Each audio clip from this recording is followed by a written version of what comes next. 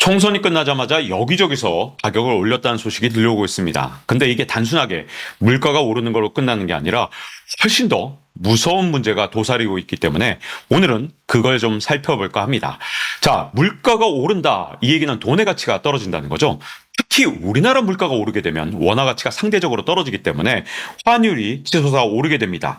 자, 이렇게 환율이 오르게 되면 우리나라처럼 대외 의존도가 높은 나라에서는 이게 당장 물가가 오르게 되는 현상으로 악순환이 일어나게 됩니다.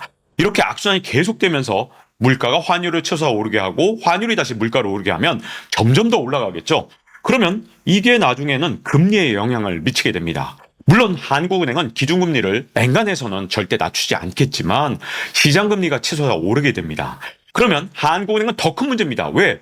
한국은행은 기준금리를 올리지 않았는데 결국 시장금리만 오르게 된다면 자, 외부에서 볼 때 이거 한국은행이 금리를 통제하지 못하는 거 아니야? 이렇게 위험 신호를 주기 때문에 해외 자본이 볼 때는 이건 이거 한국은행이 물가도 통제 못하고 심지어 금리도 통제 못하네?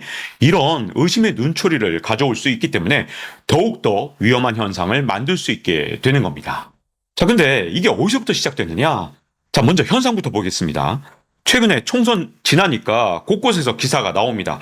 치킨값 올랐다, 과자값 올랐다 이런 얘기들이 나오죠. 심지어 김의 가격도 올랐는데 아니 근데 네가 여기서 왜 나와 할 정도로 쿠팡까지 나옵니다. 쿠팡이 멤버십을 7,890원으로 올렸다고 하는데 이거 한꺼번에 이렇게 올려도 되나 할 정도로 진짜 줄줄이 가격을 올리고 있습니다. 이게 물론 업체들도 문제지만 여기에는 정부의 문제도 좀 있습니다. 자, 정부가 어떤 일을 했느냐?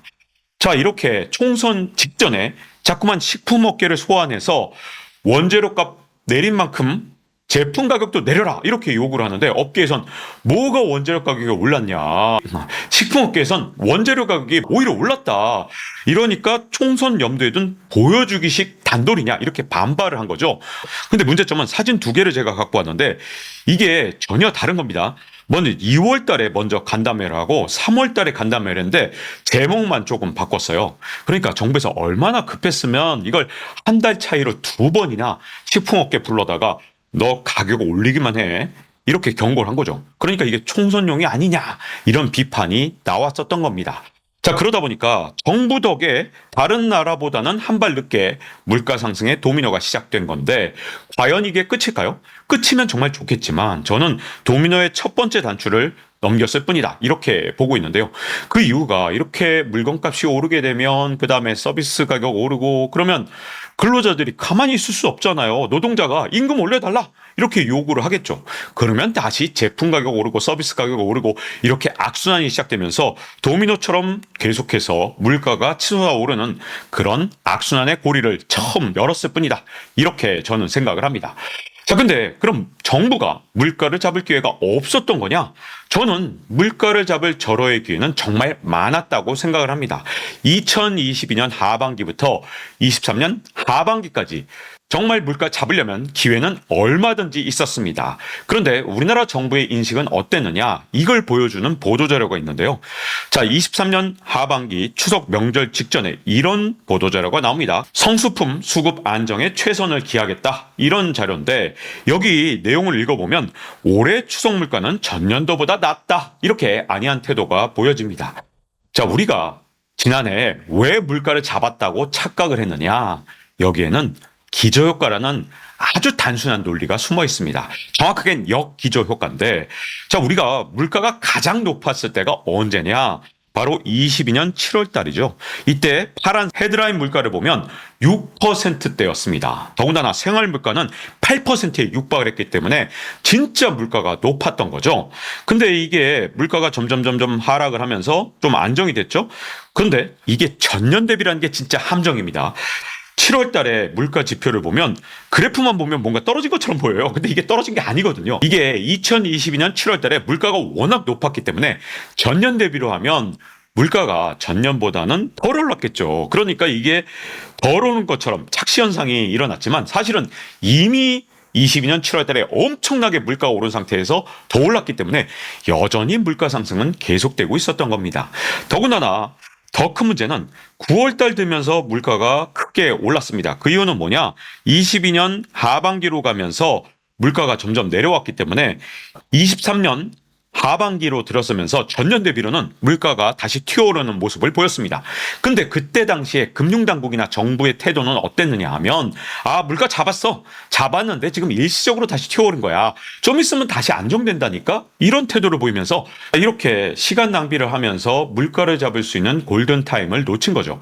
그리고 엉뚱하게 금리 내릴 시점을 고민하자 이런 태도를 보이니까 시장에 어떤 시그널을 보였느냐, 이제 앞으로 곧 돈을 풀 거다 이런 시그널을 보였던 거죠. 그러다 보니까 자산 가격은 좀 올랐지만 문제점은 그 대신 그 대가로 물가가 더 튀어오를 수 있는 심리적인 요인을 만들어낸 겁니다. 야, 한국은행이 좀 있으면 금리 낮춘다잖아. 그러니까 이거 가격을 좀 올려서 원재료값 올랐던 걸 좀 여기다가 전가를 좀 해야겠다 이런 생각을 하게 만든 건 결국 정부와 한국은행의 안이한 태도에 있었다고 볼 수 있죠.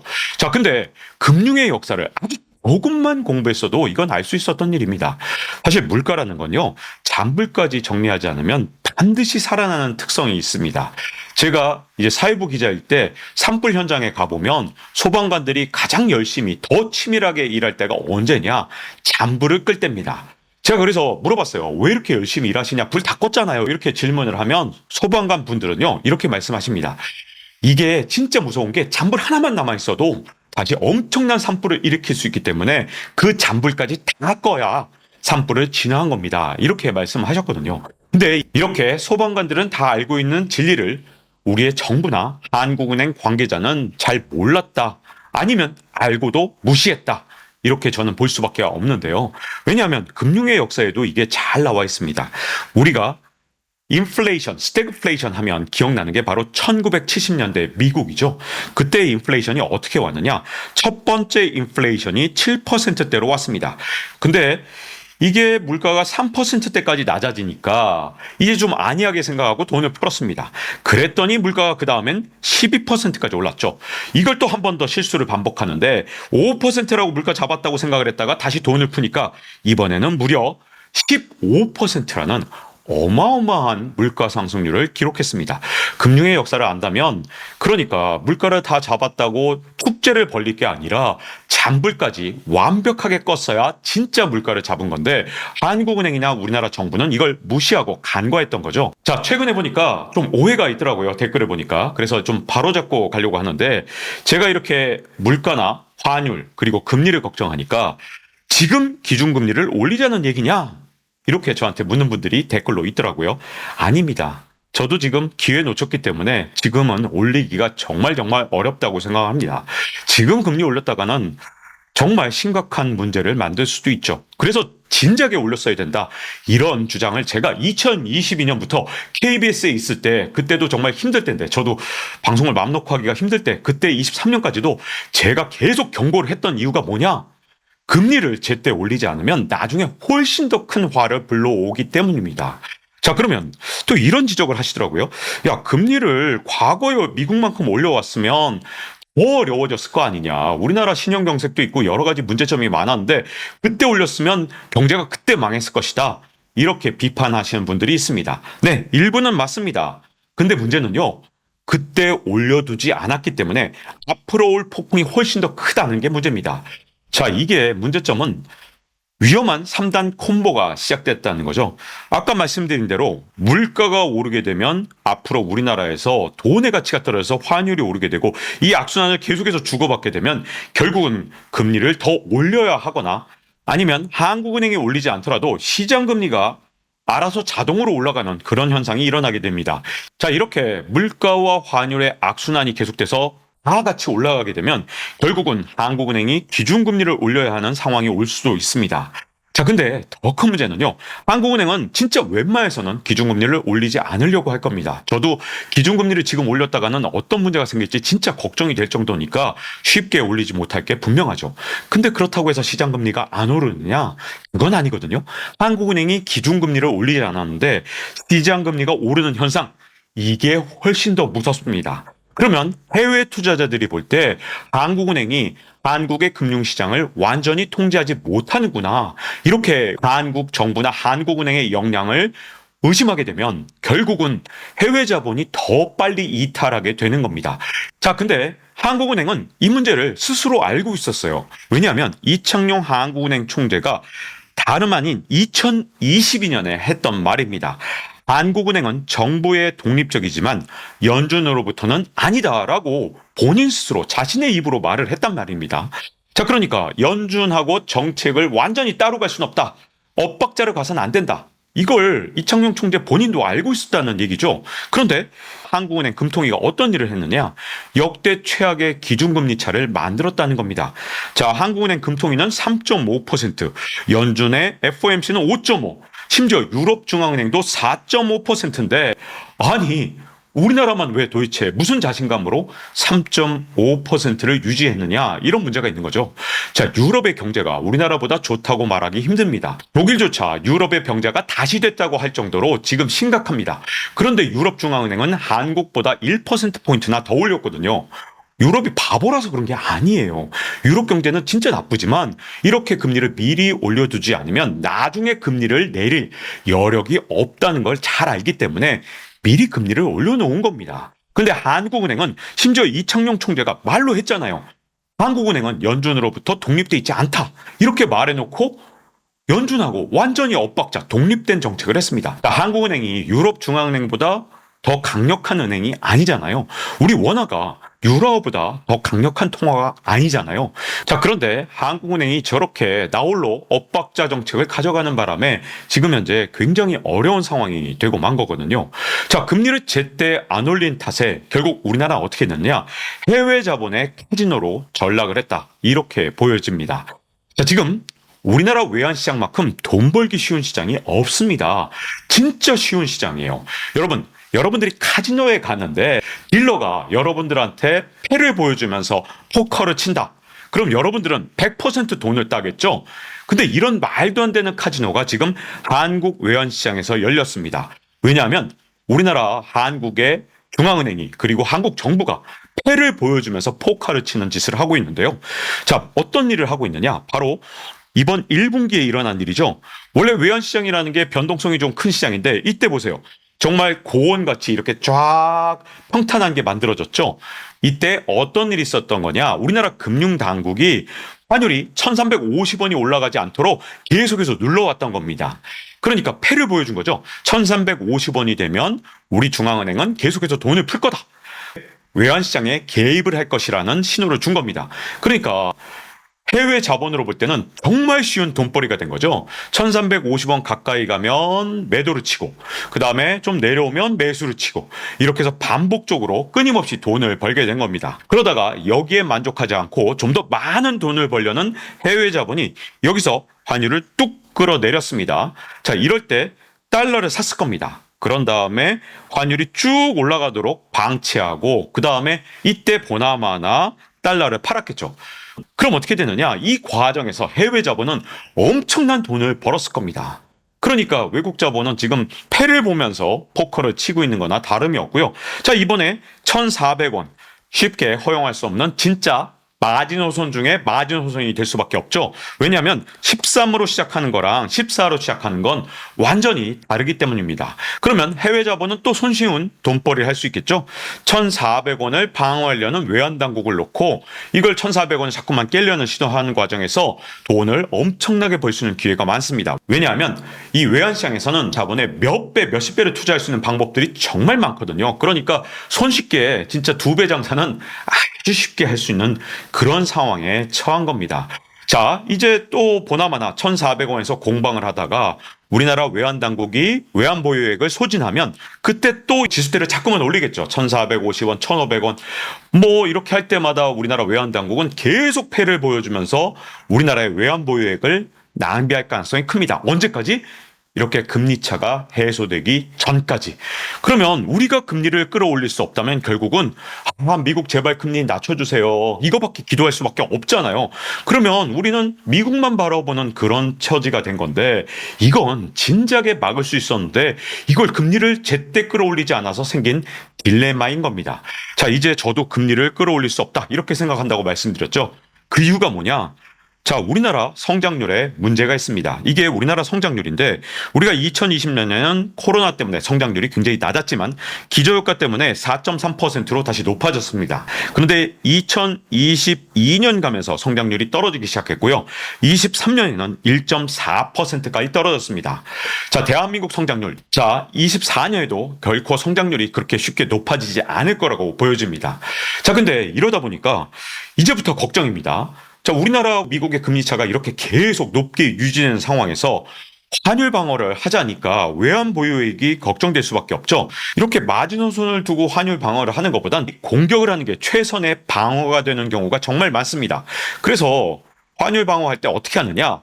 자, 이렇게 1,400원을 자꾸만 치고 있으면 한 번에 1,200원대로 내려버립니다.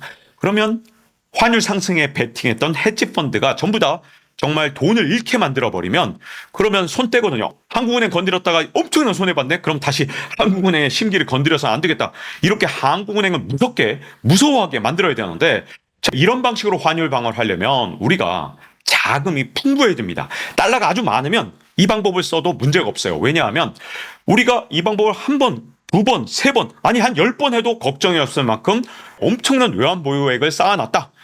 이렇게 해외 자본이 믿는다 그러면 감히 한국은행에 도전할 생각조차 하지 못할 겁니다. 근데 지금 뻔하거든요. 외환 보유액 우리한테 지금 여윳돈 200억 달러도 되지 않습니다. 이건 이미 지난 지식 한방에서 제가 말씀을 드렸고요.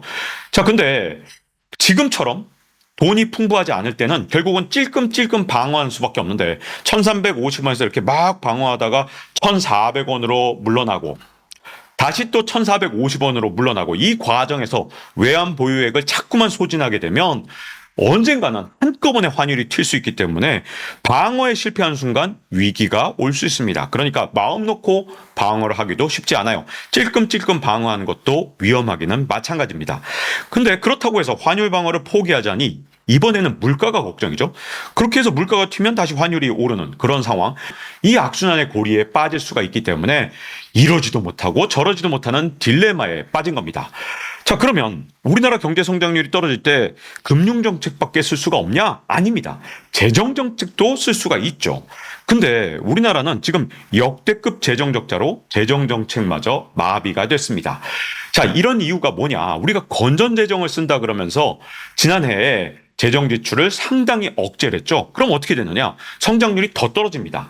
근데 우리나라는 건전 재정을 택했으니까 뭐 그 정책적 목표를 택한 것까지는 제가 충분히 이해를 할 수 있습니다. 근데 건전 재정을 택했으면 흑자를 봐야 될 거 아니에요. 근데 재정 적자를 봤습니다. 무려 87조 원을 봤는데 시민단체는 110조 원 적자 이상일 것이다. 이렇게 지적을 하고 나섰죠. 자, 그러니까 여기서부터 문제가 되는 겁니다. 적자가 이렇게 크면 재정 정책을 쓸 수가 없습니다. 왜냐하면 지금처럼 외환시장이 불안하고 그리고 곳곳에서 신용경색의 신호가 나타난 상태에서 우리가 재정적자를 더 보게 되면 대한민국이 위기에 빠질 수가 있거든요. 그러니까 재정적자 폭을 줄여야 되니 재정정책을 쓸 수가 없죠. 그러니까 재정정책은 역대급 감세로 날려먹고 금융정책은 제때 금리를 올려놓지 않아서 날려먹고 두 가지 정책을 다 쓸 수가 없게 된 상황이 된 겁니다. 지금 유럽중앙은행은 금리 낮추겠다는 소리를 하고 있어요. 왜? 금리를 그래도 어느 정도 높여놨기 때문에 좀 낮출 여력이 있지만 한국은 아니 우리가 무슨 유로 왔습니까?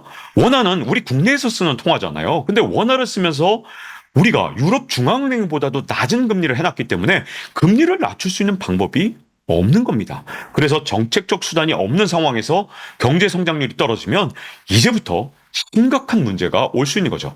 자, 지금까지 이렇게 해서 자꾸만 정책적 실패를 거듭했던 이유, 저는 경제 문제를 자꾸만 정치적 고려를 해서 풀려고 했기 때문이 아닌가 이렇게 의심을 하고 있습니다. 경제 문제는 경제 문제 자체로 풀어야 됩니다. 지금까지 보면 자, 국채를 발행을 덜하기 위해서 외평채를 끌어다 쓰거나 또는 일본과의 관계를 좋게 하기 위해서 달러 외평채를 발행해야 될 때 엉뚱하게 사무라이 본드를 발행해서 지금 달러가 필요한데 사무라이 본드는 도대체 왜 발행한 거예요? 그러니까 외환시장 안정에 쓸 수 있는 카드가 2중, 3중으로 사라진 겁니다. 거기다가 금리도 진작에 올려놨으면 되는데 도대체 뭐 한 건지 모르겠습니다. 자, 저도 한국은행 아주 잠깐이지만 다녀봤습니다. 제가 한국은행 다닐 때 저는 이렇게 보였습니다. 한국은행의 돌린 목적 첫 번째는 물가 안정이다. 둘째도 물가 안정이다. 셋째도 물가 안정이다. 연준은 고용시장 안정까지 목표에 있습니다. 하지만 한국은행은 첫째도 둘째도 셋째도 물가 안정이 목표였던 곳입니다. 그런데 경기 걱정을 하고 부동산 시장을 걱정하고 아니 도대체 왜 물가가 아닌 다른 부분을 고려했는지 잘 이해가 가지 않고요. 경제 문제는 경제만으로 풀어나가기를 바라봅니다.